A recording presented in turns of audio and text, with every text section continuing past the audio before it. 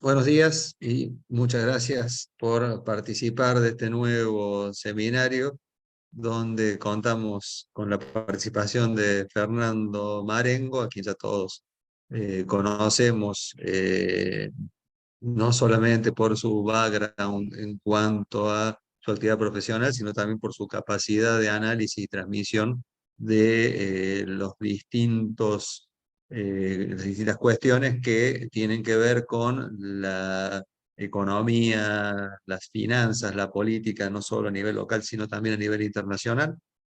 Así que bueno, sin más preámbulos, le damos paso. Bienvenido, Fernando.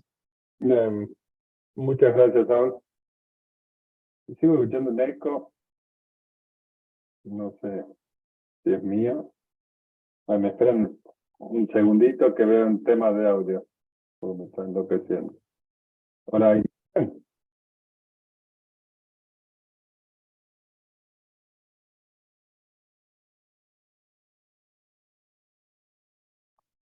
Hola, hola. Ya que Te se te escucho escucha, con un poco Fernando. de eco. Segunda pregunta. ¿Y ahí me escuchas, Saúl? No, Sigue habiendo un poquito de eco. lo que dura. Bueno, tengo mucho eco, pero vamos a empezar.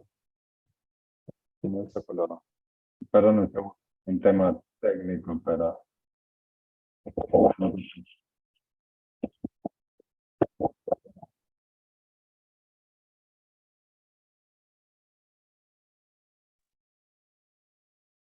Ahí, ¿escuchás?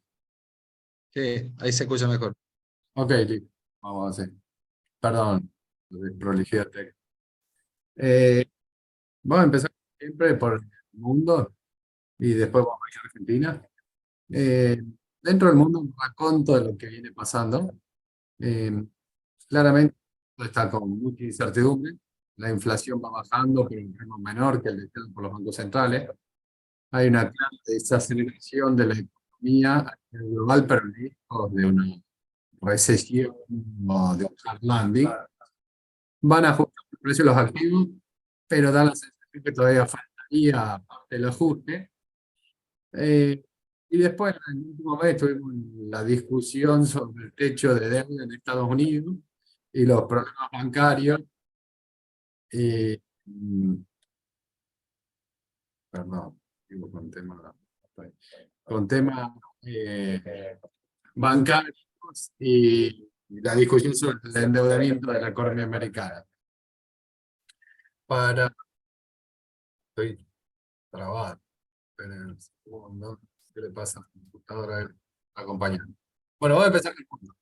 Eh, Incertidumbre a nivel global.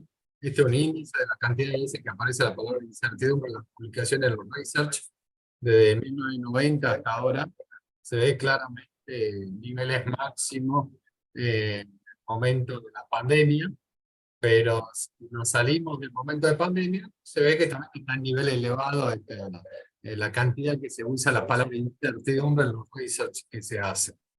Eh, Está bien, también niveles elevados como fueron 2012, 2013, pero si uno ve una serie larga, estamos en niveles elevados de incertidumbre. El desafío que está enfrentando el mundo hoy, y que es algo distinto, es cómo desacelerar la tasa de inflación a la vez de bajar la burbuja entre comillas, el precio activo. ¿Por qué burbuja entre comillas?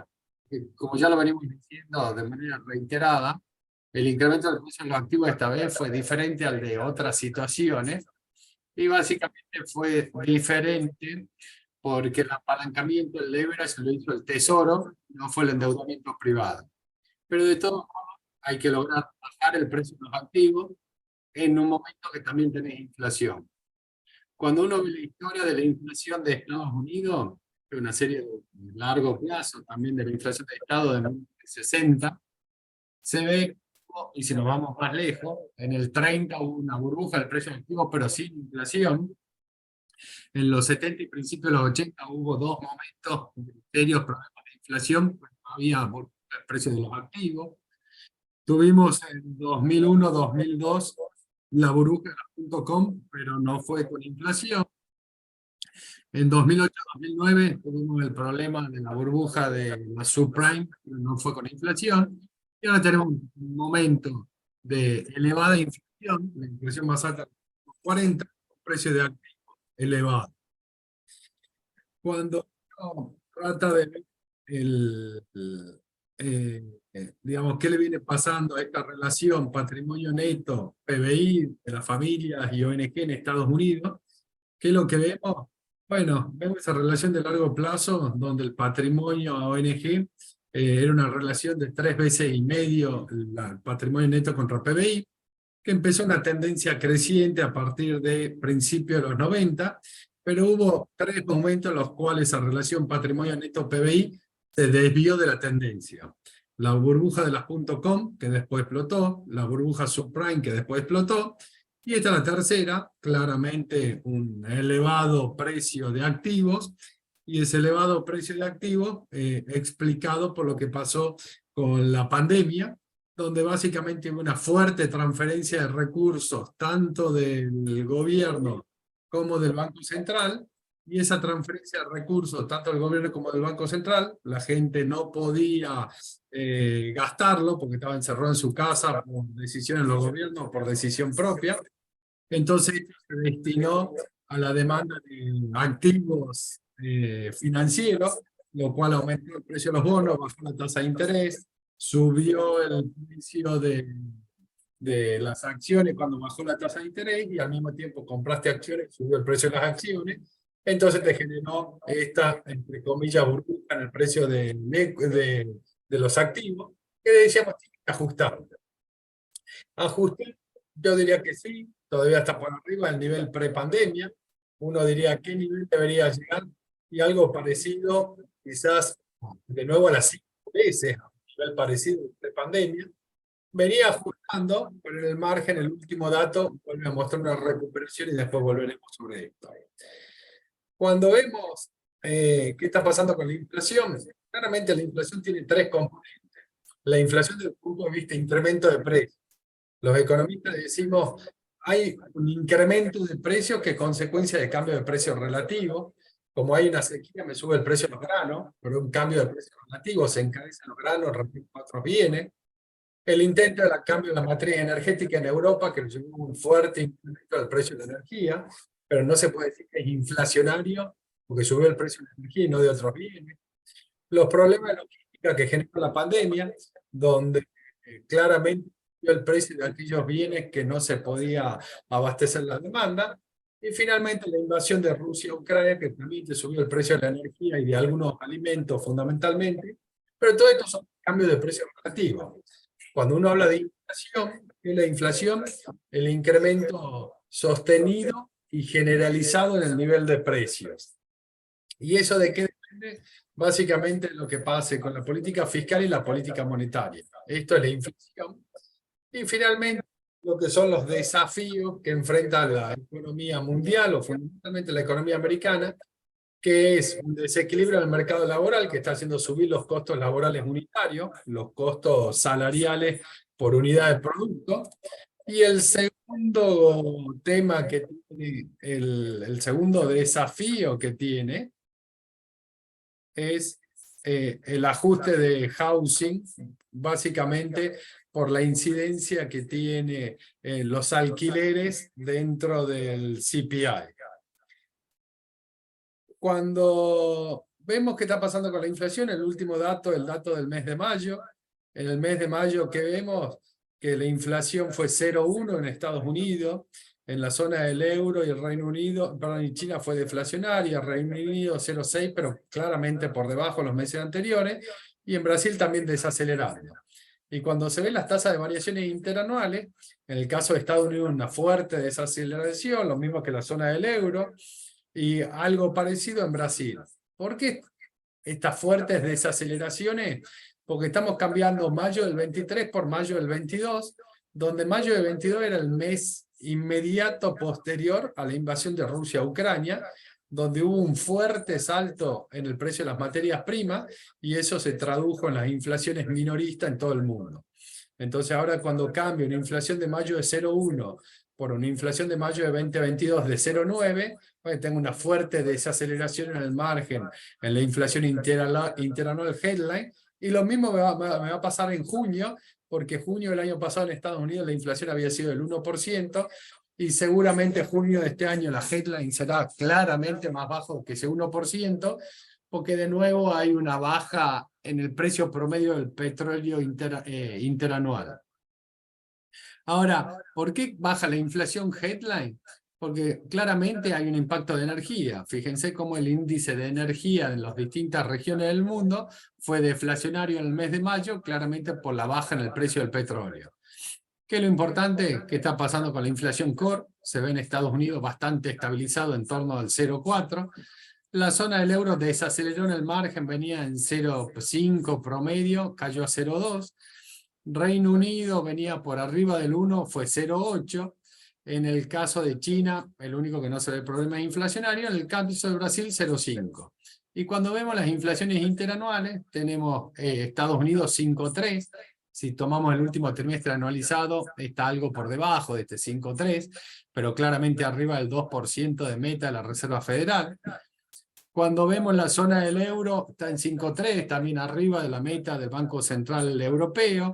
El Reino Unido claramente arriba de 8, con un problema. Y Brasil en el 6,5, desacelerando de casi 9%, pero también por arriba de la meta del Banco Central brasileño. Entonces esto es lo que genera el desafío. Va desacelerando inflación tenuemente, pero todavía está lejos de los deseos de los bancos centrales, los objetivos de los bancos centrales. Si nos metemos puntualmente en el caso de Estados Unidos, esta es la tasa de variación interanual del CPI Core, donde llegó a tener tasas de inflación cercanas al 7% y va desacelerando algo más del 5%. Y esto es el PCE, que es la inflación que usa la Reserva Federal para tomar sus decisiones de política monetaria, que está abajo del 5, pero de nuevo lejos del 2% de la meta. Va desacelerando, uno podría decir tocó máximo y a partir de ahí va desacelerando, pero lejos de la meta. Esto, digamos, cuando uno dice, bueno, ¿y cómo se controla la inflación? Y claramente para controlar la inflación, ¿qué es lo que hace falta? Ajustar la política fiscal y la política monetaria. Cuando vemos la política fiscal, esto es el caso de Europa, estaba en casi equilibrio fiscal, fuerte deterioro en la pandemia, posterior recomposición y en el margen deteriorándose, que era algo que esperábamos. Y esto es Estados Unidos, fuerte deterioro en la pandemia, fuerte posterior ajuste, y en el margen un fuerte deterioro fiscal de Estados Unidos. ¿Preocupa este deterioro fiscal? Yo diría, Estados Unidos con un déficit fiscal de 5 puntos del producto ya es una locura. ¿Por qué es una locura? Porque con una economía en pleno empleo, tener 5 puntos de déficit quiere decir que si yo lo ajusto por la fase del ciclo, que estoy en la fase expansiva, estoy hablando de un déficit fiscal en torno a 7 puntos ajustado por el ciclo. Ahora, cuando veo qué está pasando en el margen, fuerte deterioro fiscal que lleva los últimos 12 meses a un déficit de casi 8 puntos del producto.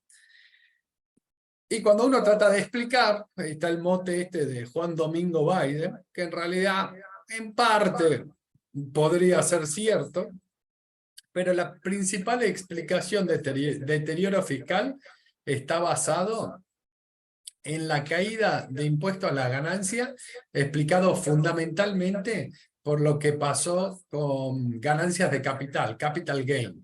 Y esto es consecuencia del magro desempeño del mercado financiero el año pasado, con caída de la renta fija y caída de acciones, lo cual hace que este año se pague menos capital gain, te cae la recaudación, y cuando uno ve la caída en la recaudación de impuesto a la ganancia, equivale a casi 3 puntos del producto. ¿Qué estamos diciendo? Que en el momento que el capital gain se recupere, Estados Unidos va a volver un déficit fiscal en torno a 5 puntos del producto, que es parecido al prepandemia y parecido al que logró luego del fuerte ajuste post-pandemia, pero de nuevo uno diría en un nivel de déficit fiscal elevado por una economía como la americana. En el medio se metió la discusión del debt ceiling, y más allá de que se solucionó esa discusión y trae cierto alivio al mercado, que nadie dudaba de que se iba a llegar a un acuerdo, pero generó volatilidad, sobre todo en el tramo más corto de la curva, ¿qué era lo interesante? Ver si ese, el nuevo acuerdo del debt ceiling traía aparejado de alguna forma un ajuste fiscal. Y esto es lo que se decidió, digamos, los límites máximos en el gasto discrecional. Esto es la desaparición de los gastos consecuencia de la pandemia. Esto es la menor carga de intereses que se tendría. ¿Por qué? Porque la situación fiscal iría mejorando en el margen. Y estos son otros ajustes adicionales de gasto proyectados del 20 al 26 en adelante. Ahora, esta línea azul sería el ahorro fiscal sobre el eje de la derecha que se habría acordado en el paquete de debt ceiling para los próximos 10 años de la economía americana, donde esto se va acumulando. ¿Qué quiere decir? Este año el ajuste sería muy chico, menos de 0,1 el producto, casi nada, pero el año que viene ya se está hablando de un ajuste cercano al 0,2 del producto, el año siguiente otro 0,2, entonces estamos diciendo en 0,25, casi como que hay medio punto de ajuste del déficit fiscal, al año siguiente más de 0,3 adicional, y cuando uno va viendo este acumulado a lo largo del tiempo, bueno, como que es muy sensato no seguir subiendo el déficit, e ir planteando una situación de reducción del déficit fiscal en el margen. Sí, se cumple additional caps, digamos, sobre el resto del gasto discrecional. ¿Qué es lo que estás viendo? Bueno, claramente una situación de ajuste fiscal aún mayor en términos del producto.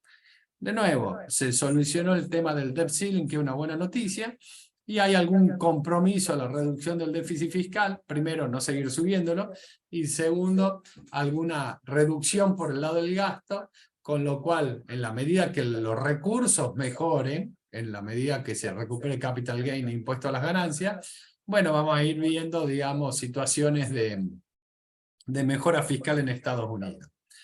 Ahora, por el lado de la política monetaria, que es la forma de controlar la inflación de corto plazo, que vimos una Reserva Federal muy agresiva, subiendo la tasa rápidamente y de manera agresiva en el corto plazo, pero en la última reunión no la subió. El Banco Central Europeo, que empezó más tarde, pero sigue subiendo. El Banco de Japón con una tasa estable. El Banco de Inglaterra empezó antes y sigue subiendo su tasa de política monetaria. De hecho, la semana pasada subió 50 basic points más y llegó al 5%. Y China, a contramano del resto del mundo, bajando su tasa de política monetaria. Ahora, la pregunta es qué va a pasar a futuro con este escenario. Y los que vienen participando de este comité, saben que nosotros venimos planteando una situación de soft landing, y creemos que esa situación de soft landing sigue siendo el escenario base, donde en realidad cuando uno ve datos de la economía global, tanto Estados Unidos como Europa y China, que explican casi 60% del PIB mundial, están lejos de entrar en una recesión o en un hard landing. Incluso difícil ver un soft landing, que no se lo puede descartar, pero claramente la situación que estamos viendo hoy es una situación de no landing de la economía americana. Creo que, a ver, claramente en ese escenario daría la sensación que la Reserva Federal va a mantener los niveles de tasa o incluso podría subir su tasa en el corto plazo, que el Banco Central Europeo va a seguir subiendo su tasa igual que el Banco de Inglaterra, y el resto estable o bajando su tasa de política monetaria. Cuando nos metemos en qué está pasando la inflación en Estados Unidos, esta es la inflación core, va a un ritmo del 0,4% estable, pero nosotros decíamos 40% de esta inflación core está explicada por lo que pasa con alquileres, y nosotros creemos que los alquileres van a empezar a bajar. Y esto es lo que pasó con la inflación core neta de alquileres. O sea, la diferencia entre estas dos líneas es que está pasando la incidencia de alquileres sobre la core. ¿Y qué es lo que se ve? Claramente una reducción en la contribución de alquileres sobre la core, que es lo que veníamos proyectando. Alquileres va a dejar de generar presiones inflacionarias en Estados Unidos, y es lo que está ocurriendo. Ahora la pregunta es, si la incidencia de alquileres, que es la diferencia entre las dos líneas, se va reduciendo, ¿por qué no está bajando la inflación core, que es la línea más oscura? Y empezaron a aparecer otros componentes, fundamentalmente autos usados, donde ese autos usados están más que compensando la incidencia de alquileres.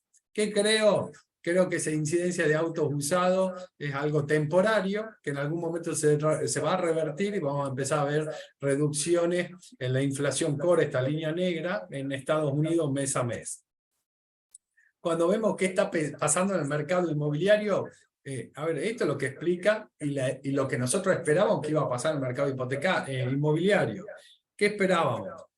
Precios altos con suba de tasa hace que las viviendas, la posibilidad de comprar viviendas se vuelva muy difícil, entonces te cae la demanda de viviendas, esa baja en la demanda de viviendas va a demandar alquileres, entonces me empuja a alquileres e inicialmente me sube la tasa de inflación. Pero el impacto siguiente tiene que ser que en la medida que cae la venta de vivienda, tiene que caer el precio de las viviendas, y cuando cae el precio de la vivienda, aún con tasa de interés elevada, en el margen empieza a aparecer de nuevo demanda por la compra de viviendas, y en la medida que se van comprando viviendas, eso genera de nuevo menos presión en el mercado de alquileres, y cuando dejan de subir los alquileres me ayuda a controlar la inflación. Esto es lo que está pasando con venta de vivienda en Estados Unidos. Claramente una serie con estacionalidad, donde ya el año pasado la estacionalidad sigue existiendo, pero en un nivel claramente inferior a los años anteriores, y este año de nuevo, la estacionalidad se empieza a ver, siempre en esta época del año empiezan a repuntar la venta de viviendas, porque es el momento del receso escolar, y las familias empiezan a buscar de nuevo viviendas de acuerdo al colegio al cual quieren mandar a sus hijos, entonces esa estacionalidad se ve, pero claramente en un nivel inferior al año anterior. De hecho, está 30% por debajo del año anterior, que ya fue más bajo que el año anterior.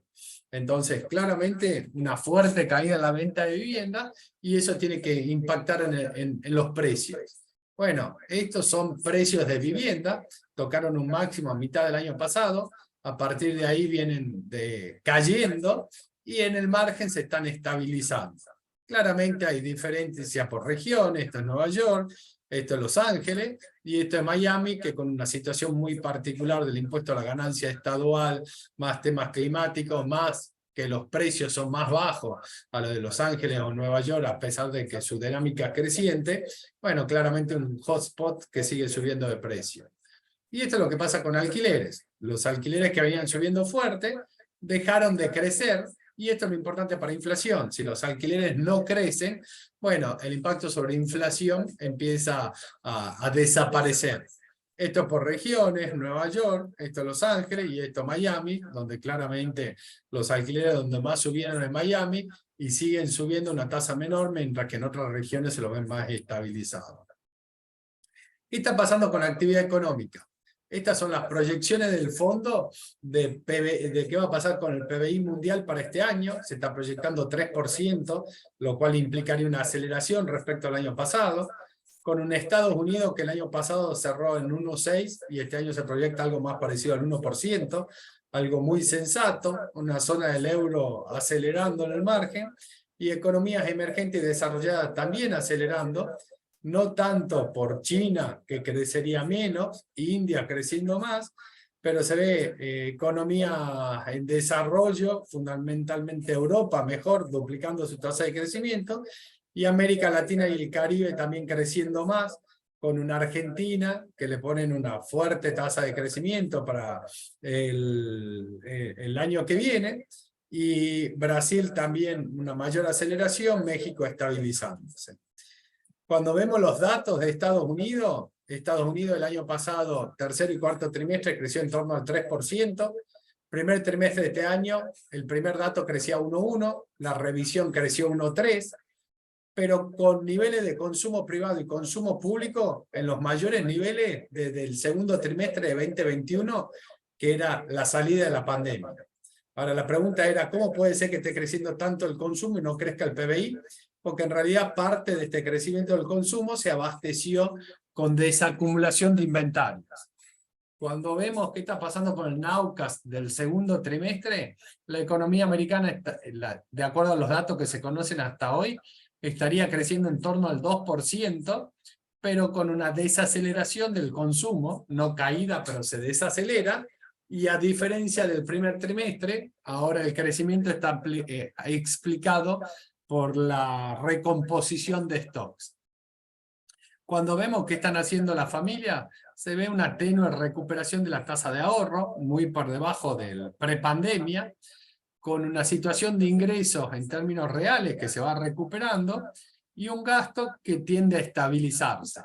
Y tiene lógica, digamos, que en la medida que, que había que recomponer este nivel de ahorro, y que este nivel de ahorro es para el agregado de los americanos, pero dentro de ese agregado claramente la situación no es homogénea, sino hay mucha heterogeneidad. ¿Qué quiere decir esto? Bueno, que está claro que debe haber gente que la está pasando peor que otro. Entonces, ¿qué es lo que tiene que hacer? Bueno, va ajustando su nivel de gasto, el gasto tiende a estabilizarse, y si bien el ingreso para el total de la economía crece, digamos, el ajuste de gasto de los sectores de menores ingresos, ¿qué te va haciendo? Te va permitiendo recomponer la tasa de ahorro agregada. Ahora, ¿cuál es el principal problema que tiene esa tasa de inflación? Veíamos que el mercado de housing está ajustando, que creemos que hay una resiliencia explicada por el sector automotriz de autos usados, pero creemos que es algo muy puntual que en algún momento se va a revertir. Ahora, ¿dónde se ve el mayor problema de la inflación en Estados Unidos? Yo diría en la inflación del sector servicios y por lo que está pasando con el mercado laboral y el impacto del salario sobre los servicios. Esto es lo que pasó con el empleo, digamos, esta es la historia de la creación de empleo en Estados Unidos, la destrucción en la pandemia, la posterior recuperación, pero si uno hace la tendencia de largo plazo del empleo, la economía americana todavía está por debajo de su tendencial de largo plazo. Esta línea más clara, lo que está mostrando es la tendencia histórica a la cual crecía el empleo en Estados Unidos. Y que si uno ve prepandemia es casi una línea recta. Bueno, si uno pone esto, el nivel de empleo actual todavía está por debajo del tendencial. ¿Cuál fue el problema? Esta es la oferta laboral. La oferta laboral venía cayendo tendencialmente, tendió a estabilizarse desde mitad del 2015 en adelante, vino la pandemia, cayó fuerte, se recuperó, pero está muy lejos del nivel tendencial y del nivel prepandemia. ¿Esto qué es? La gente de mayor edad y mayor ingreso que se retiró del mercado laboral porque dijo yo no necesito trabajar más, y se perdieron 2,5 millones de trabajo que no se está viendo su reintegro a la oferta laboral. ¿Eso qué me genera? Que esto de la evolución de los costos laborales unitarios, o sea, esto es masa salarial por unidad de producto, cuando este era el promedio histórico. El promedio histórico es menos de 2%, y esto es compatible con una inflación de 2%. Ahora, cuando se ve el ritmo al cual están creciendo los costos laborales por unidad de producto, están creciendo al 6%. Desaceleran en el margen, pero muy por arriba de lo que es compatible con una meta de inflación del 2%. ¿Por qué? Esto es lo que está pasando con el output per hour, o sea, productividad. Fíjense, la productividad histórica también era algo parecido al 1,6, 1,7%, y ahora estás con productividad negativa, o sea, claramente un problema. Y la otra parte es que cuando uno ve las compensaciones, o sea, la masa salarial, históricamente era 3% y ahora está en algo más parecido al 5%. Entonces tenés un problema que los salarios nominales están por arriba del promedio histórico, y tenés, yo creo que el problema más grave es que la productividad está siendo negativa. Entonces, históricamente, cuando uno veía salario en torno al 3%, bueno, parte se pagaba con productividad, entonces los costos laborales iban al 2%, que era compatible con la meta de inflación. Ahora, post pandemia, estamos viendo que los salarios van al 5% y que la productividad es negativa. Entonces cuando veo la masa salarial por unidad de producto no es compatible con los niveles de inflación. ¿Cuál es el problema de esta situación? Que no se resuelve subiendo tasa de interés. ¿Por qué? Porque subiendo la tasa de interés no voy a lograr que aumente la oferta laboral. Entonces, digamos, este es casi un cambio estructural y habrá que ver cómo se logra resolver, y creo que es el principal problema para bajar la inflación en Estados Unidos. Para ir cerrando la parte macro y a la parte más de mercado, yo les decía que había que bajar el precio de los activos, y de hecho el precio de los activos venía bajando. Si uno ve la relación patrimonio neto PBI de 6 veces 20 en el tercer trimestre de 2021, había caído a 5,58. ¿Por qué? Fundamentalmente porque habían ajustado los activos no financieros de 2,24 veces PBI, había caído a menos de 2,10 veces, y también habían ajustado los activos financieros de casi 5 veces la relación activo financiero a PBI a 4,24. Ahora, cuando vemos el último dato del primer trimestre, ¿qué es lo que se ve? Inmuebles sigue ajustando, que era algo que veníamos diciendo que tenía que ocurrir, pero se empezó a ver que los activos financieros empezaron a recuperar. Si uno piensa, esto es primer trimestre, si uno piensa, uno diría, y hay que tener algún cuidado. ¿Por qué? Porque creo que esta relación patrimonio neto PBI todavía es elevada y posiblemente le falte algún ajuste. Cuando uno ve, y ya cerrando la parte internacional, la reacción del mercado y dónde posicionarse, estas son las curvas de rendimiento del bono de tesoro, esto es la pandemia, marzo del año pasado, diciembre del año pasado. Esto es en el peor momento de debt ceiling, que el tramo corto empezó a pagar tasas arriba del 6% a un mes, y esto es la tasa el viernes pasado, donde empieza a volver a la normalidad previa discusión de debt ceiling. Sigue siendo el tramo más corto de la curva el más atractivo. El tramo largo también tiene su atractivo. Yo diría que tasas de 10 años en torno a 3,80% empieza a ser zona de acumulación, pero claramente el tramo más corto de la curva es lo más atractivo. Respecto del mercado, yo creo que este gráfico es el más interesante quizás de toda la parte internacional. Esto es la expectativa implícita en los bonos del Tesoro de dónde va a estar la tasa de política monetaria a fin de año, a fin de este año. Y es cómo fue cambiando esa visión de la tasa de política monetaria a fin de año, no desde la última, sino de la penúltima reunión de política monetaria. Todos los colores más claros, más celeste, era cuando el mercado esperaba reducción en la tasa de política monetaria. Los colores más grises es que el mercado esperaba que se mantuviese o que aumentase la tasa de política monetaria. Y yo creo que esto es, el mercado empezó a comprar de alguna forma la tesis que venimos planteando acá hace meses de un no hard landing, y que en un no hard landing la tasa de política monetaria se va a mantener elevada por más tiempo. Si uno ve principio de mayo, el mercado le daba casi 100% de probabilidad que a diciembre de este año la tasa de política monetaria iba a ser más baja que la actual. Todos proyectaban reducción en la tasa de política monetaria, menos agresiva o más agresiva. Había alguna probabilidad de que a fin de año la tasa estuviese en 3,75%, cuando en ese momento era 5% la tasa. Claramente ese escenario era compatible con un hard landing que la obligaba a la Fed a reducir su tasa de política monetaria. A medida que fue avanzando el mes de mayo y el mes de junio, bueno, fue ganando probabilidad la hipótesis nuestra, que en realidad estamos lejos de un hard landing, que el escenario más probable es de un soft landing o de un no landing, y que eso le permitiría a la Reserva Federal mantener o incluso subir su tasa de política monetaria. Al día de ayer, casi el 100% de probabilidad es que se mantiene la parte más oscura, la tasa de política monetaria, pero en realidad la mayor probabilidad es que en diciembre la tasa de política monetaria sea más alta que hoy. Y creo que de nuevo este es el cambio más importante que hay en el mercado, pero que está muy alineado con la visión que veníamos planteando nosotros ya hace meses. Cuando uno ve dónde posicionarse, y para eso toma de alguna forma el earning yield del S&P contra el rendimiento de bono de tesoro a 10 años, se ve que sigue cayendo esto, y esto nos va indicando que en el margen es más atractivo la renta fija que el equity, que renta variable. ¿Dónde posicionarse? De nuevo, los puntos negros son los rendimientos del bono del Tesoro americano. ¿Qué creemos nosotros?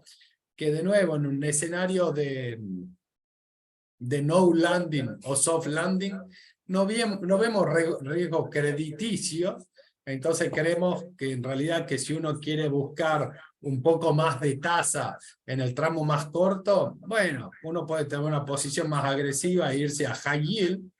Ahora en el tramo largo de la curva, si quiero ganar algo más de tasa sobre los bonos del Tesoro americano, ¿qué es lo que se puede hacer? Bueno, no me iría a high yield, sino iría a algo más parecido a investment grade, donde el tramo largo de la curva hay bonos investment grade que me empiezan a pagar una tasa claramente más elevada que los bonos del Tesoro americano.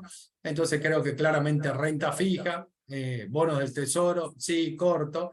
En el tramo corto uno podría tomar riesgo con high yield.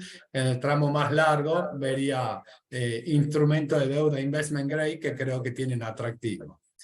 Dentro de acciones, esta es la evolución del S&P, donde si uno ve desde el principio de año, tuvo una suba el S&P, esto es a precio corriente.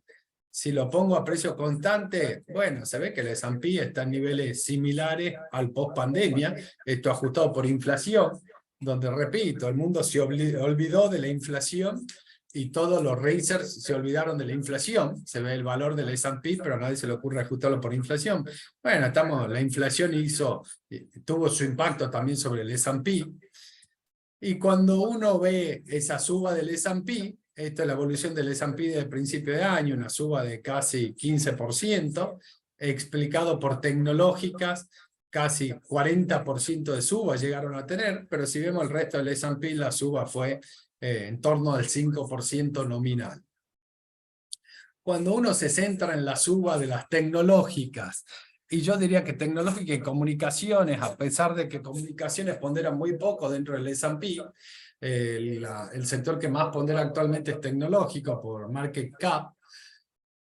¿Qué estamos recomendando nosotros? Una rotación de portafolio. ¿Por qué? Creemos que la suba de tecnológico de acá tuvo una fuerte explicación por todo lo que es inteligencia artificial, pero también por un mercado que esperaba bajas de tasa de interés.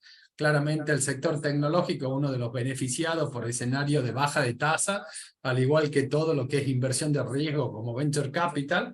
Y creemos que en la medida que el mercado empieza a descontar niveles de tasas como los actuales por un periodo más largo del tiempo, bueno, puede tener algún impacto sobre tecnológica. Entonces empezamos a recomendar una rotación saliendo de tecnológica y yendo hacia otros sectores más de growth o más tradicionales. Y lo otro que creemos que puede valer la pena considerarse es hacer de alguna forma un hedge contra acciones. ¿Por qué? Porque, digamos, la cobertura está muy barata en este momento. Entonces, si uno sigue con posiciones de equity y agarró toda esta suba del principio de año, bueno, puede dejar un par de puntos sobre la mesa. ¿Para qué? Para hacer una cobertura con un put, la venta y la compra de un put para acotar la pérdida en algún segmento, y de esa forma estar en equity, pero más tranquilo. Acá termina la parte internacional. De nuevo, creemos que estamos en un escenario de soft landing, en el peor de los casos. En el mejor de los casos estamos de no landing, con un mundo que sigue creciendo, desacelerando la tasa de crecimiento, con una tasa de inflación que va desacelerando a un ritmo más lento del que desearían los bancos centrales. Pero de nuevo, un mercado, yo diría que finalmente empieza a comprar la hipótesis del no landing y empieza a ver escenarios de tasa en niveles como los actuales por más tiempo. De hecho, si uno ve la curva de futuro, a 9 meses de hoy, el mercado ve tasas de políticas monetarias similares a las de hoy, con algún movimiento, una suba y una baja, pero a marzo del año que viene espera que la tasa de política monetaria sea la misma que hoy. Entonces creo que finalmente el mercado empezó a comprar esta hipótesis de no landing. Dentro de inversiones, claramente sigue siendo renta fija, el tramo corto. Si quiero lograr sobretasa, haría algo de high yield. En el tramo largo, creo que a partir del nivel de 3.80 de vengar tasa de bono del tesoro empieza a ser atractivo, pero también uno podría buscar inversiones de investment grade que resultan atractivas las sobretasas que se puede conseguir. Vamos a Argentina. ¿Cuáles son los eventos recientes de Argentina? Claramente la sequía, esto impactó sobre la balanza comercial, impacta sobre la actividad económica porque cuando hay menos sequía me cae el PBI agropecuario, pero también el sector agropecuario es un motor de la economía en general por derrame, entonces me empieza a impactar el resto de la economía. Empieza a tener problemas, claramente tengo un problema inflacionario, con la inflación a la alza hay menos demanda de peso, y con una economía que está con sequía y problema de la balanza comercial, tengo pérdida de reserva. El gobierno trata de atenuar esos problemas con financiamiento vía el comercio exterior y buscando financiamiento de quien sea en el mundo, ya sea Fondo Monetario, China o BRICS. Empezamos a ver un deterioro de la situación fiscal, explicado en parte por la sequía, y a pesar de que la inflación me va licuando el gasto, la sequía empieza a tener una incidencia que me genera el incremento del déficit fiscal. Tengo la duda sobre el financiamiento del mercado interno, más allá de que el gobierno va haciendo canjes, una parte importante del canje, el rollover que uno esperaba iba a ocurrir, que es el intrasector público, más demanda institucional, digamos, de fondos, que definitivamente van a seguir posicionados en bonos. La incertidumbre sobre qué pueda pasar con los depósitos en dólares y la evolución de la monetización. Cuando vemos el impacto de la sequía en actividad y en las cuentas fiscales, esto es que pasó en la sequía 2008-2009 con el PBI agropecuario, y esto es lo que está pasando hoy. ¿Y qué sería de esperar? Que los próximos datos del EMAI agrícola se va a profundizar esta caída de actividad económica, y como ya vimos en otro momento, si bien cae el PBI agrícola, en la sequía de 2008-2009 veíamos que también cae construcción, vemos que cae industria, vemos que cae comercio, vemos que esa caída en el sector agropecuario tiene un efecto derrame sobre el resto de la economía.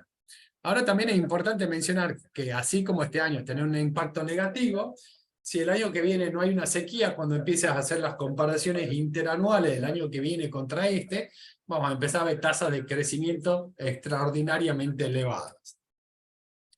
El segundo impacto que les decía es, bueno, ¿qué pasa con la situación fiscal? Vemos un deterioro fiscal en el margen, más allá que el último dato haya bajado, pero se viene deteriorando la situación fiscal, tanto en moneda constante, como también como porcentaje del PBI. ¿Y por qué se da ese deterioro?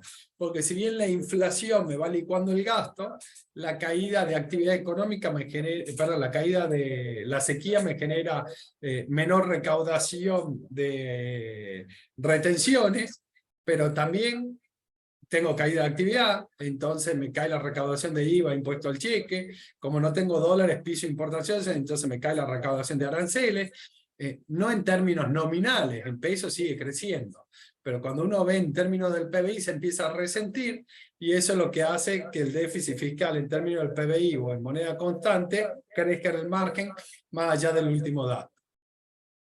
¿Cuál es la otra fuente de incertidumbre de corto plazo? Estos son los vencimientos que tiene Argentina con el Fondo Monetario, 2.700 millones en junio, 2.700 en julio, después más chico, en octubre otros vencimientos de otros 2.700 millones, donde estos son vencimientos con otros organismos, estos son los desembolsos esperados del fondo, y desembolsos de otro organismo no hay esperado.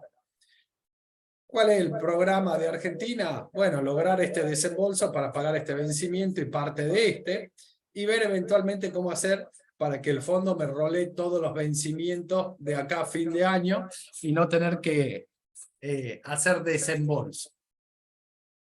Claramente cuando venimos hablando de la situación con el fondo, decimos, a ver, acá Argentina tiene un problema, pero el fondo también tiene un problema. ¿Por qué el fondo tiene un problema? Porque Argentina es el principal acreedor. Entonces, si el fondo no le renueva el programa y Argentina se ve obligado a enfrentar los vencimientos, claramente esa situación es insostenible para Argentina, y como esa situación es insostenible no lo podría pagar, y Argentina tendría, el fondo tendría a Argentina, su principal deudor, como en una situación de default, lo cual generaría un problema interno. Creo que Argentina va a tener que pagar estos vencimientos, creo que no, que lo más probable es que se vaya roleando esto, pero ahora Argentina venía pidiendo algo adicional, que es todos los desembolsos del resto del año, e incluso uno del primer trimestre del año que viene, que se los junte ahora, o sea que le den a Argentina unos 10.000 millones de dólares, y que esos 10.000 millones de dólares les permite intervenir en el mercado de cambio para sostener el tipo de cambio. Claramente el Fondo Monetario creo que no está dispuesto a hacer todos los desembolsos ahora, pero de lo que sí estoy seguro que no está dispuesto es darle vía libre al gobierno para intervenir en el mercado de cambio para defender el actual tipo de cambio. ¿Cuál es la otra fuente de incertidumbre? Estos son los vencimientos que tiene Argentina en dólares en los próximos meses de deuda en peso indexado. Y si bien se hizo un canje de deuda, se ve que los vencimientos en dólares hasta octubre son como 10.000 millones de dólares, más de 10.000 millones de dólares. Con lo cual, Argentina, digamos, y acá ya sacamos el intrasector público, sacamos compañía de seguro, quedó solo el que sigue teniendo deuda en pesos por un motivo que necesita capital de trabajo y está buscando de alguna forma cobertura. Pero la pregunta es, bueno, si se incrementa la incertidumbre, ¿qué haría el tenedor de estos bonos? ¿Si los mantendría o no te haría el rollover? Y si no te hace el rollover, claramente le pondría presión al gobierno para el pago de esa deuda y presión al mercado de cambio, porque que en un mes en particular tener 3.000 millones de dólares de demanda de dólares en el mercado de cambio, claramente un problema para lo endeble que es la situación cambiaria actual de Argentina. ¿Cuál es para los próximos meses? ¿Cuál es el principal desafío? Yo diría, ¿cómo se mantiene la actual, entre comillas, política cambiaria? Si se puede mantener o no. ¿Por qué? Por el impacto que tiene eso dentro de la inflación. Cuando uno ve cómo viene aguantando el gobierno, yo diría en parte, ¿cómo aguanta el gobierno? Es porque si tomamos los primeros 4 meses de este año, Argentina importó por 23.260 millones de dólares, pero se pagaron 19.400. O sea, Argentina se financió en casi 4.000 millones de dólares con el sector importador. Fíjense que hay mucha gente que dice no se puede importar nada. Y la verdad que no, en las estadísticas no muestran eso. El año pasado, en los primeros 4 meses, importaron 24.900 millones de dólares. Este año 23.300, 1.600 millones de dólares menos. O sea, una caída de 5% en las importaciones en dólares. No parece que no se pueda estar importando nada. Lo que sí se ve, una baja de más del 10% en las autorizaciones o en la venta de dólares al importador para pagar la importación. Entonces, esta es una forma de financiamiento que tiene el gobierno. ¿Cuál es la otra forma de financiamiento que logró el gobierno?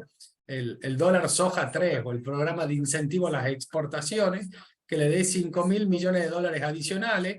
Esto es como sigue día a día lo que es el dólar agro, que no es el dólar soja, sino para el resto de los sectores exportadores. Tiene muy poquita incidencia, pero acá el gobierno logró algo de financiamiento adicional. Entonces, básicamente, adelanté parte de exportaciones, piso el pago de importaciones, y esa es la forma en la cual el gobierno se va a financiar. ¿Cuál viene siendo la política cambiaria? Esta es la tasa de depreciación del tipo de cambio oficial semanal mensualizado. Va a un ritmo del 7,5% más o menos, con alguna volatilidad. Y este es el ritmo de la inflación. La inflación mes a mes, todo este periodo fue de retraso del tipo de cambio oficial respecto a inflación. Después se aceleró un poco el ritmo de depreciación. Y ahora, ¿cuál es la sensación? Que el deseo del gobierno es mantener un ritmo de depreciación, yo diría, un poco por debajo de la tasa de inflación. Retrasarlo en términos reales. Ahora, esa política, ¿qué demanda? poder de fuego para intervenir en el mercado de cambio. Si no tengo poder de fuego para intervenir en el mercado de cambio, es muy difícil mantener esa política cambiaria. ¿Por qué el gobierno quiere mantener esa política de seguir con la actual depreciación, o digamos, ritmo de depreciación del tipo de cambio oficial que se va acelerando, pero lo tiene controlado por el impacto que tiene la depreciación sobre inflación? Ya estamos con una inflación interanual en el 114%, pero en el margen estamos en una inflación del 140%, si tomamos los primeros meses de este año y lo anualizamos. ¿Y qué vemos acá? Que la inflación fue 114%, con precios internacionales cayendo, con una depreciación del oficial del 95%, pero vemos un contado con liqui que depreció 140%, entonces empezamos a ver el impacto de la brecha sobre la inflación, y cuando vemos qué pasó con servicios públicos y con salarios, todo viene por debajo de la inflación, lo único que va por arriba es el contado con liquidación, y la expectativa de qué va a pasar con el tipo de cambio y con la posibilidad de recomponer stocks en el futuro. Entonces yo diría que si uno quiere explicar inflación, fundamentalmente la brecha y la inercia inflacionaria, mientras qué pasa con precios internacionales, salarios, tarifa y tipo de cambio oficial, en realidad están siendo de alguna forma un ancla de inflación. Si se mueve el tipo de cambio oficial de manera discreta, el impacto en inflación va a ser directo. Entonces, ¿qué trata el gobierno? De controlar este tipo de cambio oficial. Cuando vemos cuál es la situación de reservas del gobierno, el gobierno tiene el último dato, 32.000 millones de dólares de reservas brutas, pero hay pasivos. Si sacamos los pasivos de corto plazo, de acuerdo a la definición del Fondo Monetario, en realidad las reservas netas objetivo, digamos, del acuerdo con el fondo, son negativas en 1.800 millones de dólares. Si vemos las reservas netas, no la objetivo, sino las reservas propias del Banco Central, son 1.900 millones de dólares negativas. Y si tenemos en cuenta que hay casi 4.000 millones de dólares en oro, las reservas netas líquidas, o sea, cuánta liquidez tiene el Banco Central propio, es negativo en casi 6.000 millones de dólares. O sea, uno diría, de nuevo, el dato importante, ¿cuántos dólares propios tiene el Banco Central? Y ya usó 2.000 millones de dólares no propios. Ahora acá es muy importante tener en claro que el gobierno tiene la posibilidad de usar 5.000 millones de yuanes, no para intervenir en el mercado de cambio, pero sí para pagar importaciones. Y en la medida que el gobierno usa esos 5.000 millones de dólares para pagar importaciones, son 5.000 millones de dólares que no usa de dólares y que lo puede usar para otra cosa. Entonces, ¿qué es lo que conocemos de alguna forma por datos extraoficiales? Y que el gobierno llevaría usado unos 800 millones de dólares del swap con China, de los 5.000 millones. Esto quiere decir que le quedan más de 4.000 millones para utilizar. Con lo cual, uno podría decir, bueno, si usa esos 4.000 millones, en realidad, ¿cuánto poder de fuego tiene? 2.000 millones positivos.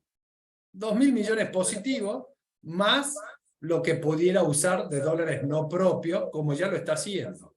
Entonces, ¿qué me está diciendo? Que entre yuanes y la utilización de dólares no propios, creo que el Banco Central tiene poder de fuego para llegar seguramente hasta las PASO. Cuando vemos la liquidez que tiene el Banco Central, tiene 10.000 millones de dólares, claramente estos no son propios, porque estos gran parte son los encajes de los depósitos en dólares, más esos 4.000 millones de dólares de yuan, tendría unos 14.000 millones de dólares para utilizar. ¿Qué es clave para usar dólares no propios? ¿Qué pasa con los depósitos en dólares? Si los depósitos en dólares me caen, como le pasaron al gobierno a partir de la crisis cambiaria del mes de abril, bueno, esos dólares no propios hay que usarlos para pagar depósitos en dólares. Ahora, cuando se estabilizan los depósitos en dólares, bueno, el tesorero, digamos, puede usar esos depósitos para otra alternativa, ya que no lo tengo que usar para pagar depósitos en dólares, y esto es una otra variable clave a seguir. ¿Cuáles son los escenarios que vemos de corto plazo? Yo diría hay 3 escenarios posibles de corto plazo. El primero, uno, que el gobierno consiga dólares de libre disponibilidad, y es el deseo del gobierno. ¿Qué haría el gobierno? Mantener la actual política cambiaria, que es en el margen una apreciación del tipo de cambio oficial en términos reales. A futuro, ¿qué me genera? Que el próximo gobierno tendrá el desafío de levantar el cepo, porque si consigue dólares de libre disponibilidad, podría aguantar el cepo actual. ¿Cuál es el segundo escenario? Que no se consiguen dólares. Que no se consigan dólares sería serio problema para mantener el tipo de cambio oficial, y si tiene que mover el tipo de cambio oficial sin reserva, corre el riesgo de una espiralización. Ahora, el próximo gobierno, si a se le espiraliza la inflación, ¿qué tiene? Que cuando se te espiraliza la inflación de manera violenta, ya no tiene sentido hacer un control de capital y un control de cambio, porque la inflación te licúa todos los activos en peso. Entonces, ¿qué tendría el próximo gobierno? No tendría el desafío de eliminar el cepo, porque ya habría desaparecido el cepo en este escenario. Y hay un tercer escenario, que es conseguir dólares con condicionalidades, donde acá habría un ajuste del tipo de cambio oficial, claramente, porque esa sería la condicionalidad, que te generaría riesgo, porque si yo devalúo el tipo de cambio oficial, se me retrasan las tarifas, tengo que ajustar las tarifas, y si ajusté el tipo de cambio y la tarifa, la pregunta es si tengo poder para no ajustar los salarios, planes sociales y jubilaciones, porque si me veo obligado a ajustar el ingreso, digamos, si hay una puja por los ingresos para recomponer la tasa de devaluación y el ajuste de las tarifas, eso claramente me genera un serio desafío y la probabilidad que se me acelere más la inflación. ¿Cuál sería el escenario el año que viene? Dependiendo del éxito que tenga yo para, de alguna forma, hacer el ajuste de precios relativos, de tipo de cambio y tarifas, sería un escenario favorable para el próximo gobierno. Si no soy exitoso, digamos, me iría un escenario parecido al primero. Si no soy exitoso y se me espiraliza la inflación, me iría un escenario más parecido al segundo. ¿Qué es lo que trato de hacer con estos escenarios? De alguna forma cualitativa, tratar de plantear qué puede pasar los próximos 6 meses. Si uno piensa hoy dónde estamos, yo diría que por un lado, con los yuanes, nos lleva a un escenario más parecido a un gobierno que consiguió dólares de libre disponibilidad. En realidad no son dólares, son yuanes, pero en la medida que yo uso yuanes, me libera dólares, que no tienen ningún requisito sobre qué hacer con la política cambiaria, pero no tienen los yuanes o dólares suficientes, con lo cual creo que el escenario actual sería uno donde el gobierno tendría que seguir con un ritmo de depreciación entre el 7 y el 8% del tipo de cambio oficial, con una tasa de inflación en torno al 8%, lo cual nos llevaría a una tasa de inflación del año entre 150 y 170%. Creo que ese es el escenario al cual está yendo hoy, y creo que ese sería un escenario bastante virtuoso para el gobierno, dada la situación de la economía actual. Claramente, el gobierno querría tener más dólares de libre disponibilidad para retrasar el tipo de cambio y de alguna forma anclar la inflación. Pero no está claro que lo vaya a obtener. ¿Cuál es el otro escenario? Yo diría el segundo escenario más probable es el otro extremo.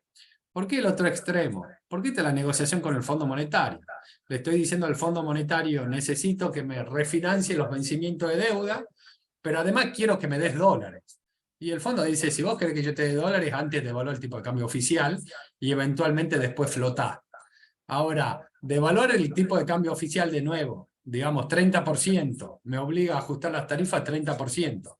Si yo ajusto tipo de cambio y tarifas 30%, ¿qué va a pasar con la inflación? Bueno, el pass-through va a ser bastante rápido de ese 30% adicional. Y la pregunta clave es qué va a pasar con la puja de los sectores sindicalizados, los planes sociales y las jubilaciones. Porque de nuevo, si a todos le tengo que dar 30%, voy a tener 30 puntos adicionales de inflación con una situación cambiaria similar a la de hoy. Entonces la pregunta es, bueno, si puedo conseguir financiamiento del Fondo Monetario para rolear la deuda, pero que no me adelante dólares para intervenir en el mercado de cambio a cambio de no devaluar, bueno, sería un escenario como este, que creo que es el que está buscando el gobierno. Para finalizar, y dado que este es un comité de inversión, la situación de la deuda de Argentina. A ver, hay mucha gente, incluso mucha gente de la oposición planteando el problema de la deuda argentina. La deuda argentina en términos de producto son 60 puntos del producto. La verdad que para lo que es el mundo actual, la relación de deuda-PBI es un lujo lo de Argentina. Claramente Argentina no tiene un problema de solvencia de deuda. Es más, si vamos a ver de esta deuda, ¿cuánto está en mano del sector privado? Son 20 puntos. Casi 30 puntos es deuda, entre comillas, intrasector público, que es fundamentalmente la tenencia de deuda del Fondo de Garantía de Sustentabilidad del ANSES. Y después que tenemos otros 13 puntos, que es deuda contra organismos internacionales, fundamentalmente el Fondo Monetario. Pero la deuda en manos de privado son poquito más de 20 puntos del producto. O sea, Argentina no tiene un problema de solvencia, y no solamente que no tiene un problema de solvencia, sino que la deuda de mercado es muy baja. Cuando uno ve la composición de esa deuda, claramente tener una deuda en dólares del 20 puntos de deuda performing del sector privado, la deuda está en dólares y está en instrumentos indexados. Tenemos 13 puntos en dólares, casi 4 ajustables por ser, 1,3 dólar link, después sigue en peso a tasa fija y después sigue en euros. Cuando vemos cómo son los vencimientos de la deuda de Argentina, estos son los vencimientos que tiene con el Fondo Monetario, con otros organismos internacionales, letras y bonos en moneda extranjera y banca bilateral. Esta es la deuda que tiene, los vencimientos de deuda que tiene Argentina en moneda extranjera no indexada. ¿Qué se ve? Que son vencimientos muy chicos, son en torno a 15.000 millones de dólares. Ahora, ¿cuál es el ejercicio que le hace el mercado a Argentina? ¿Cómo va a hacer para pagar los 15.000 millones de este año? ¿Y los 15.000 del año que viene? ¿Y los 15.000 del otro? ¿Y los 15.000 del otro? ¿Y los 15.000 del otro? A ver, de nuevo, a cualquier país del mundo o cualquier empresa del mundo que uno le haga un stress test donde quiero que cada vencimiento me pague el 100% de la deuda, claramente ese país tiene un problema de deuda, porque es imposible pagar el 100% de los vencimientos. Entonces, de nuevo, creo que no es un problema de solvencia de la deuda, sino de percepción de Argentina, y esa percepción de Argentina respecto de su historia de default consecutivos. Entonces el acreedor dice, bueno, ¿cómo va a hacer para pagar la totalidad de la deuda? Segundo punto, hay otra parte del mercado que dice, hay que reestructurar la deuda. Y la verdad es que cuando uno ve los perfiles de vencimiento de Argentina, no entiendo por qué habría que reestructurar la deuda. Creo que tiene la misma lógica que la del mercado. Es decir, hay que reestructurar la deuda porque es imposible pagar el año que viene 15.000 millones de dólares de deuda en los mercados organismos internacionales más mercados. Pero a ver, de nuevo, ningún país del mundo paga todos los vencimientos. ¿Qué hay que lograr? Hay que lograr generar algo de confianza, y que ese algo de confianza me genere algo de demanda. Entonces cuando hay algo de demanda ya tengo rollover, y cuando hay rollover yo no tengo que pagar la deuda. Entonces la clave del próximo gobierno es cómo hago para generar confianza de nuevo. Ahora, si a esta deuda yo le sumo lo que es deuda a tasa fija, la deuda ajustable por inflación, la dólar link y la deuda en dual, ¿qué es lo que se ve? Sí, que hay fuertes vencimientos este año y el año que viene de deuda en los mercados domésticos indexada. Entonces esto es lo que lleva al otro punto de decir, bueno, Argentina tiene un problema en realidad con la deuda indexada. De nuevo, si uno genera confianza es porque aplicaste un programa creíble, antiinflacionario, basado en un ajuste fiscal, y la pregunta es, ¿qué va a hacer el mercado con la deuda indexada si el próximo gobierno implementa un programa antiinflacionario creíble? Si yo tengo deuda indexada y creo que viene un programa antiinflacionario creíble, lo primero que quiero hacer es canjear la deuda indexada por deuda no indexada. Porque yo quiero deuda indexada cuando creo que la inflación va a ser creciente y cuando el tipo de cambio se va a depreciar. Ahora, si hay un programa creíble, ¿para qué quiero tener deuda indexada? Esto no quiere decir que no sea un problema, pero claramente lo que quiere decir que un próximo gobierno tiene que atacar la inflación con un programa creíble, y en el momento que va a atacar la inflación con un programa creíble, todo esto que son problemas hoy deberían tender a desaparecer. No digo que sea un tema sencillo, pero de nuevo, cuando uno ve que Argentina tiene 60 puntos del producto de deuda PBI, no tiene un problema de solvencia, puede tener un problema de liquidez, y uno diría, bueno, también puede ser en la deuda indexada en el mercado doméstico, que parte de esto es intrasector público, de nuevo, por eso empezaron a crecer fuerte los vencimientos del año que viene, en la medida que empecé a hacer canjes de deuda. Entonces la pregunta es, ¿cuánto me queda de mercado? Bueno, parecido a estos vencimientos, unos 15.000 millones de dólares me quedan de mercado indexada. Bueno, creo que esta deuda, en la medida que el mercado se convenza que va a bajar la tasa de inflación, te va a empezar a pedir instrumentos a tasa fija. Para terminar estos dos puntos, empezamos a hablar mucho de política en Argentina y decimos, bueno, fíjate cómo el mercado empieza a descontar un próximo gobierno un poco más sensato, te empieza a bajar el riesgo país, entonces esa baja del riesgo país es consecuencia del cambio de gobierno que se espera. Esto es Ecuador, bueno, también hay una pequeña baja. Esto es Brasil, viene bajando mucho antes. Esto es Colombia, fíjense la baja que tuvo el riesgo país. Esto es Perú, tiene una baja de riesgo país. Fíjense en México lo mismo, Chile un poco menos. Entonces, de nuevo, ¿cuánto es política interna? Creo que es más un contexto internacional de un mundo que ve que no hay un hard landing, que hay escenarios de tasas elevados, pero no ve riesgo, que los mercados emergentes empiezan a tener algún atractivo, fundamentalmente aquellos que están con tasas elevadas, y no solamente con tasas elevadas, sino que hay posibilidad de hacer un carry interesante. Claramente lo que sí hay que destacar es que el caso de Argentina, el gris, y Ecuador, la serie esta celeste, que Argentina y Ecuador están medidos sobre el eje de la izquierda, el resto sobre el eje de la derecha, pero se ve que hay compresión de spread en todos emergentes.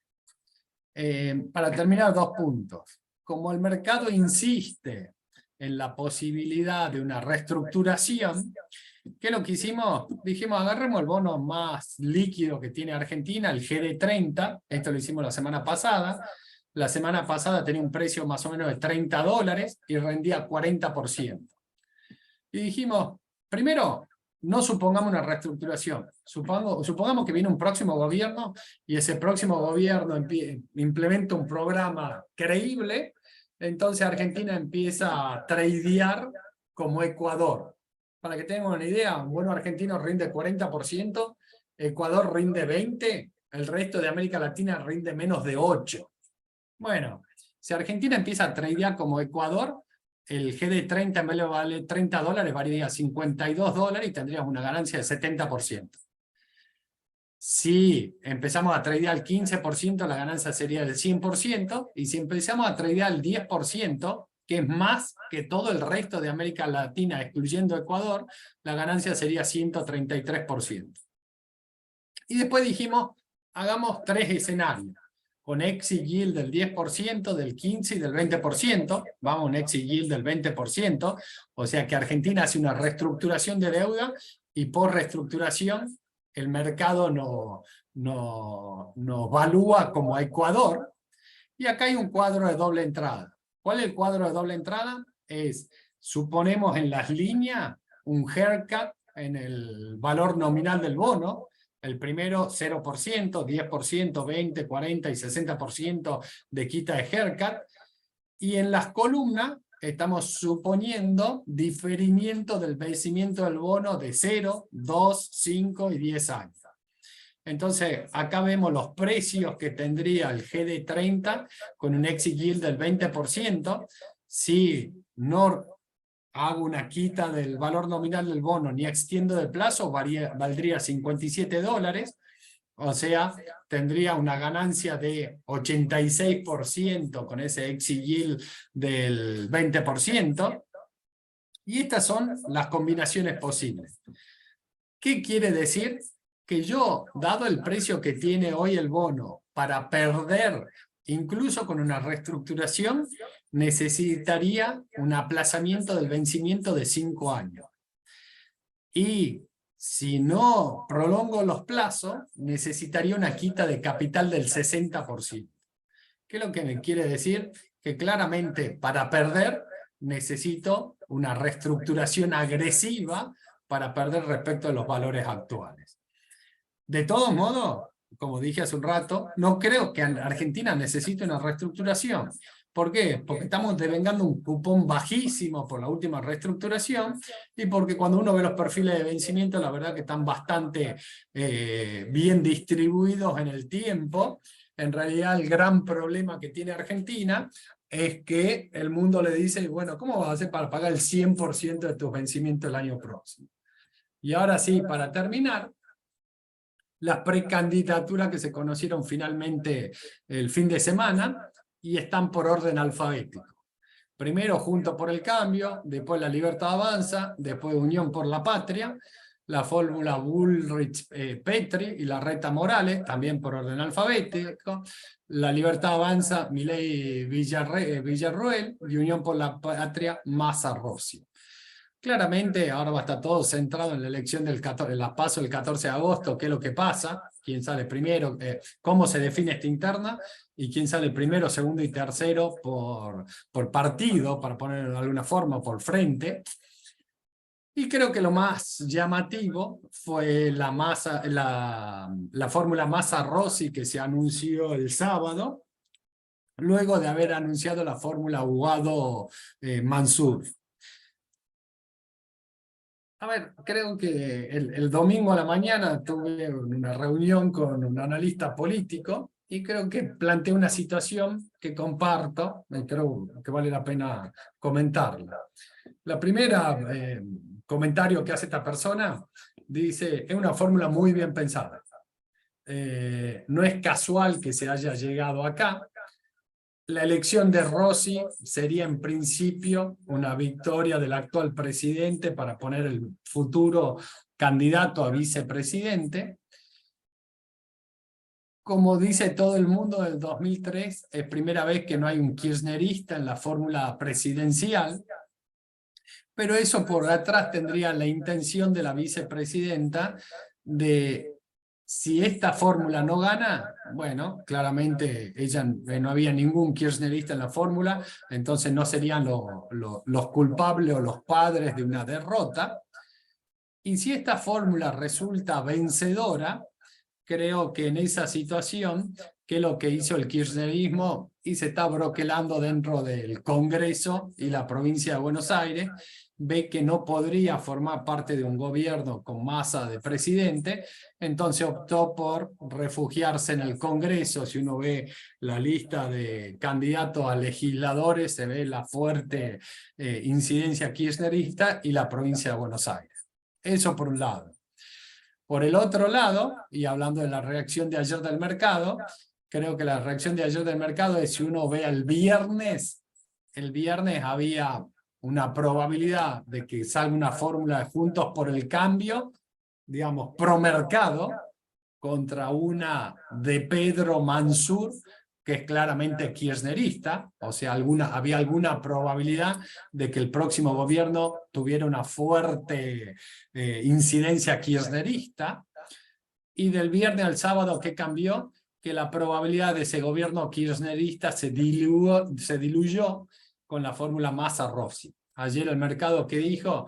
Si gana Juntos por el Cambio, tenemos algo mejor que el actual gobierno, y si gana Unión por la Patria, la incidencia kirchnerista se diluyó, con lo cual la fórmula dentro de Unión por la Patria más pro mercado, con lo cual creo que es lo que festejó ayer el mercado. Llego hasta acá, freno y quedo abierto a preguntas. Muchas gracias, Fernando. Muy completo, como siempre, el análisis. Vamos con algunas preguntitas a nivel internacional, después vamos bajando a Latinoamérica y a Argentina. Eh, Parecería que estamos tanto en Estados Unidos como en el resto del mundo mucho más cerca del final de la suba de tasas que de un principio claramente. Eh, por todas las variables que has mostrado, la probabilidad de un soft landing o de un no landing es más elevada que la de un hard landing. Simplemente una cuestión que uno mira la canasta de indicadores líderes, ley, y sigue mostrando una alta probabilidad de recesión en los próximos 12 meses. ¿Cómo se conjugan ambas visiones? Eh, a ver, nosotros venimos planteando hace tiempo el soft landing o no landing, con lo cual yo te diría, tenemos una visión y mantenemos esa visión de un escenario eh,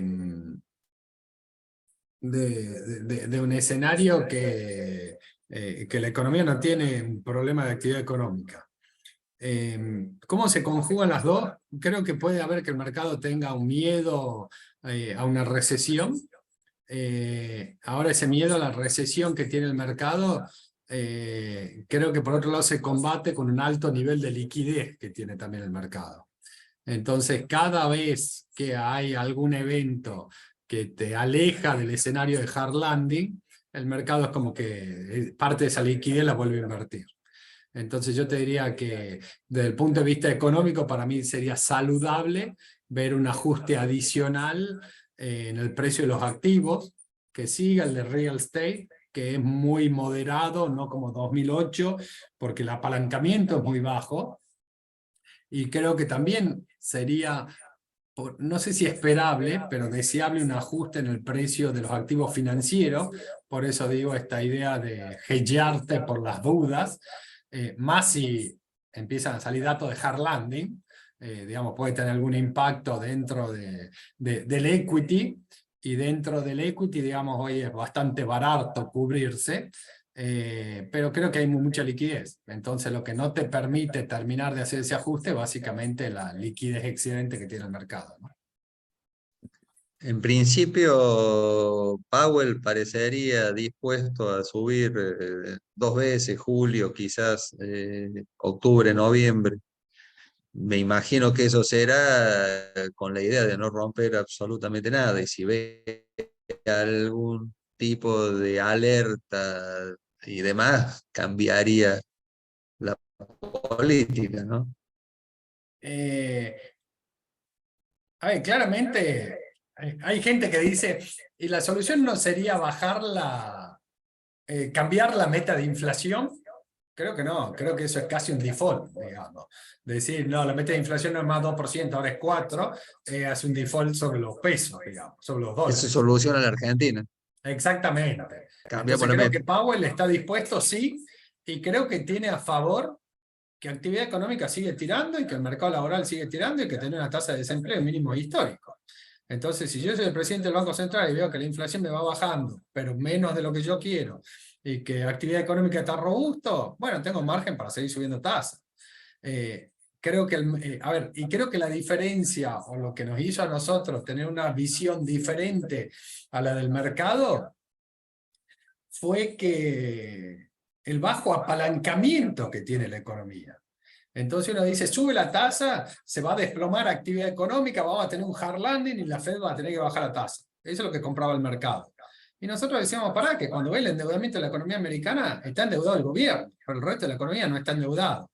¿Y puede haber problemas sectoriales como el Silicon Valley Bank? Sí, y puede haber otros sectores, y pueden saltar a Venture Capital, y puede... Ahora, cuando uno dice, bueno, ¿esto es algo masivo? No, creo que no. Y creo que eso también es lo que de alguna forma le dificulta la tarea a la Fed, porque la Fed sube tasa y no está impactando tanto en actividad y en empleo. ¿Por qué? Porque una economía con poco apalancamiento. Entonces, de nuevo, creo que la Fed va a seguir con un escenario de tasa elevado. Creo que el poco apalancamiento es lo que explica, entre comillas, el milagro del no hard landing. pero creo que el escenario más probable sigue siendo de soft landing, digamos. Ahora, los excedentes de liquidez te hacen que cada vez que parezca que las acciones cayeron y que los precios están bajos, ¡bum!, te vuelven a entrar acciones. Cuando los bonos de 10 años te llegan a 3,80, ¡pum!, te aparece demanda, te tira la tasa abajo. Entonces, todo el tiempo hay una liquidez que te sigue alterando el precio de los activos. Muchas gracias, Fernando. Para ir bajando un poco el tema, a ver, con esta nueva configuración geopolítica, sigue la guerra comercial China-Estados Unidos, realocación de todas las empresas que estaban en Asia, ahora que se están realocando en México, y algo más para Latinoamérica que el mundo está mirando por una cuestión de recursos naturales que tiene, y se dieron cuenta que depender muchas veces de alguno de los países es complicado. Entonces, ahí como ves el tema bonos, acciones en particular de Latinoamérica, ¿en qué países? Algo hablamos del comité pasado, que México te está gustando mucho. Entonces, ¿en dónde ves que puede haber algo de valor todavía? Un Pemex, algo de Brasil, algo de algún otro país. ¿Qué te parece? A ver, primero, el tema este de emergentes, si el mundo creciendo, uno espera que siga subiendo la tasa más Europa que Estados Unidos, lo cual podría generar alguna depreciación del dólar, lo cual algún impacto favorable en precio de materias primas, o por lo menos que se mantengan los precios de materias primas. Yo te digo, un mundo sin recesión y con precios de materias primas como los actuales, bueno, emergente empieza a ser atractivo. Dentro de ese atractivo, hay que agregarle que hay países que están con política económica muy ortodoxa. Chile, a pesar de tener un presidente de izquierda, está con su superávit fiscal recomponiendo los fondos anticíclicos, con una tasa de política monetaria recontra real.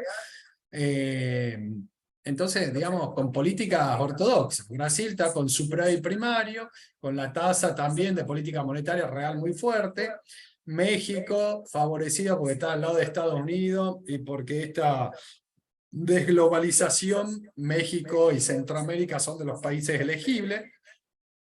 Entonces, creo definitivamente, a ver, que emergente tiene atractivo por los fundamentos globales, que dentro de eso hay algunos que tienen políticas económicas más sensatas que otros, que fueron más cuidadosos.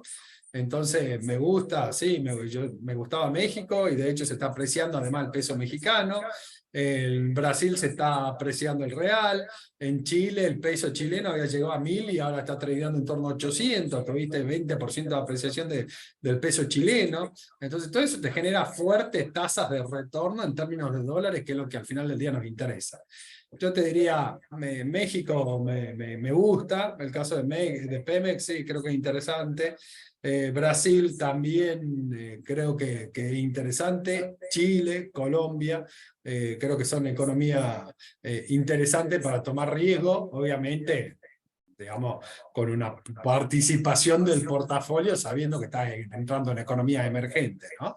Y con el agregado que les dije cuando les mostré la curva de renta fija, que yo me voy a high yield en el tramo más corto, en el tramo largo empiezo a buscar más investment grade. Entonces, si me voy a estos países, tengo que tener claro que son inversiones de corto plazo, no solamente de corto plazo, sino que si hago inversiones en moneda local, ¿qué le pasa al tipo de cambio? Es clave, entonces el momento de salida de ahí es clave.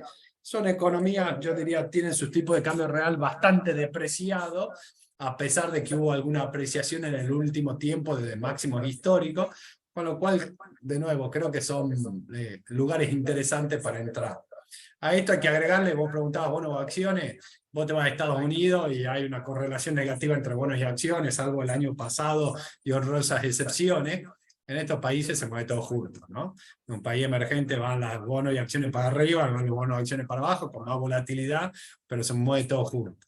Entonces ahí también, si querés entrar en equity, bueno, creo que cuánta más volatilidad le querés poner a una cartera, ¿no? o cuánto más renta quiero cobrar, digamos, porque al final del día la, la variabilidad del capital va a ser exactamente lo mismo y lo vivimos acá en Argentina. Exactamente. Fernando, te bajo a la Argentina, un segundito. Te voy a hacer la pregunta, o mejor dicho, voy a trasladar la pregunta que recibimos cada 5 minutos por parte de nuestros clientes. En este escenario de riesgo político y con las debilidades de la economía en la Argentina, ¿carry trade o vamos con todo liqui? Yo hasta el último comité, yo decía contó con líquido. A ver, si les dije que emergente es una participación chica, Argentina es una parte emergente, y si vamos a hablar de contó con líquido carry, una parte más chiquita, estamos hablando de algo muy chico, ¿no? Yo no sé si interesaría hacer algo de carry de nuevo. Creo que el gobierno va a tratar por todos los medios de controlar la situación cambiaria. Creo que todo es cortísimo plazo en Argentina. Hasta agosto, un poco más de 4.000 millones de yuanes te van a ayudar a controlar el mercado de cambio, y si no te caen los depósitos en dólares, podés usar algo de encaje, con lo cual tenés 4.000 millones de yuanes más otro, supongamos 1.000, 2.000 de encaje, tenés 5 o 6.000 millones de dólares para mantener el tipo de cambio. Creo que Massa, candidato a presidente, claramente se va a jugar por eso. De nuevo, la recomendación viene con un ribotril, ¿no? Sí, sí. Pero creo que hay algún cambio en el mar. Para ir cerrando, Fernando, y no robarte más tiempo, el trade electoral, bonos, acciones argentinas, digamos, esto que vos decías, yo ahí creo que diciendo un poco que el cepo no se va a poder sacar, digamos, por más que consigan los dólares, ya lo hemos visto cuando lo sacaron de una, sin ninguna intervención ni nada. El argentino hace muchos años históricamente que no confía en su moneda, pero bueno, ahí con este aumento te sigue gustando, te gustan más los bonos que las acciones, digamos, para una participación chica en la cartera estamos hablando, ¿no? Ya por solo hecho de vivir en Argentina y tener tu negocio en Argentina, el riesgo lo tenés.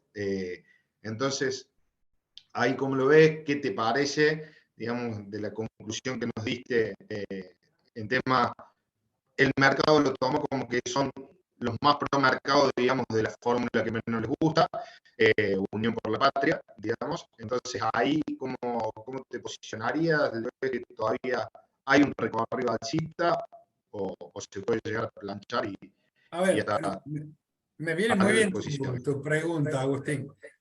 Para remarcar algo que lo vengo mostrando en los últimos comités y no lo puse para no ser reiterativo. Desde el punto de vista estructural, Argentina no tiene un gran déficit en cuenta corriente. Esto quiere decir que Argentina no necesita un ajuste del gasto agregado, sí del gasto público. Porque el desequilibrio de Argentina es el déficit fiscal y el sector privado es superavitario. Primera cosa. Lo segundo, que el resultado de ese superávit privado es que el sector privado tiene más de 300.000 millones de dólares fuera de Argentina, y que cuando ve que existe la posibilidad de generar una renta en dólares interesante, entra muy poquito de esos capitales y te acelera el ciclo, y que cuando ve que hay riesgo, te acelera la salida de capital y te profundiza la crisis. Entonces tenés un fondo anticíclico en manos del sector privado. Lo tercero, y esto es algo que vengo repitiendo y hoy no lo puse, a ver, cuando uno ve la dinámica energética y un año de no sequía para el año que viene, Argentina puede tener un flor de superávit comercial. O sea que ex ante el año que viene Argentina va a tener dólares. ¿Sí? Y yo te diría que todo esto es exógeno. Después de esto hay que ponerle la política económica del próximo gobierno. Donde yo digo, este gobierno claramente no va a levantar el cepo, a menos que tenga un salto discreto, fuerte, de inflación y de tipo de cambio. El próximo gobierno yo creo que tiene que tratar de sacarlo cuanto antes, porque es muy difícil invertir en un país que tiene cepo. Yo entro pero no puedo salir, es muy difícil, digamos. Entonces, cuanto antes lo tenés que intentar. Y para eso es clave, vos decías, no hay confianza en la moneda. Bueno, yo creo que esa es la clave. Tenés que generar demanda de peso. ¿Cómo generar demanda de peso? Combatiendo la inflación. ¿Cómo bajar la inflación? Claramente tenés que hacer un programa fiscal fuerte, creíble. Ahora, si viene alguien que me hace un programa fiscal fuerte, creíble, porque entiende que hay que recuperar la confianza en el peso y para eso hay que bajar la inflación. Bueno, ojo que tenés tasa de interés muy atractiva y si yo tengo unos dólares guardados, digo, che, ¿no hago un poco de carry en Argentina? Y ese poquito de carry, bueno, más entrada de dólares, me acelera más actividad económica y, de nuevo, no es una proyección, sino que creo que debería ser el programa de un próximo gobierno y creo que si lo encarás de esa forma, podéis tener un muy buen año próximo. Ahí te lo junto con dos cosas. Que ese programa o el superávit externo está avanzado en sector agro, sector energético. ¿Me gustan acciones? Sí, claramente cualquier activo argentino en dólares, contó con liqui, está muy barato a pesar de la última suba. Entonces sí, me gustan acciones de los sectores claves argentinos, energético, agro, agroindustria y estos sectores. Y la deuda, de nuevo, creo que el mercado dice Argentina tiene que reestructurar y traté de mostrarle los datos oficiales, por los cuales creo que no tiene que reestructurar y que incluso con una reestructuración debería ser muy agresiva para perder respecto a los valores actuales. Entonces, el trade, de nuevo, es un trade de largo plazo. Es decir, bueno, pongo una ficha ahí, la espero. Bueno, creo que tiene Argentina fundamento, y más con digamos, de nuevo, el viernes pasado, si había una probabilidad X que gane Juntos por el Cambio, y 1 menos X que gane Unión por la Patria, ese 1 menos X en un escenario antimercado. Bueno, ahora parecería que el 100% de los escenarios electorales serían pro mercado. Y creo de nuevo que lo que pasó con los precios de los activos en Argentina no es que estamos comprimiendo spread respecto al emergente, sino es emergente comprimiendo contra el resto del mundo. Entonces, el trade político es lo que pasó ayer. Creo que todavía tenés margen. Bueno, Fernando, muchísimas gracias. Te vamos a volver a convocar como siempre y en momentos más interesantes seguramente se va a ir poniendo esto a medida que se acerquen las elecciones, antes por lo que puede pasar, después por los análisis posteriores, pero creo que vamos a tener muy buenos comités en los próximos meses.